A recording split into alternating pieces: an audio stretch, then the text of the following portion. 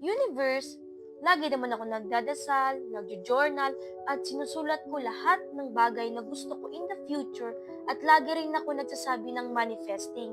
Pero bakit wala pa rin nangyayari? Okay, done. Ha? Yun na yun?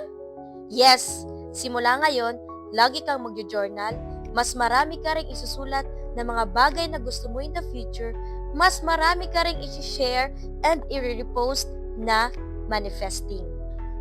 Pero universe, ang tagal. Hanggang kailan ako mag-aantay? Kailan ko mai-experience ang desired future ko? Kapag natutunan mo ng mag-relax, maging masaya sa ginagawa mo araw-araw at hindi mo na kinokontrol ang mga bagay-bagay. Kapag ang action, thoughts, feelings at emotion mo ay nagmumula o aligned sa version ng self na minamanifest mo. Ganun pala yung universe. Pero parang hirap naman nun. Paano ako mag-align sa desired future ko wala pa yung manifestations ko? Done!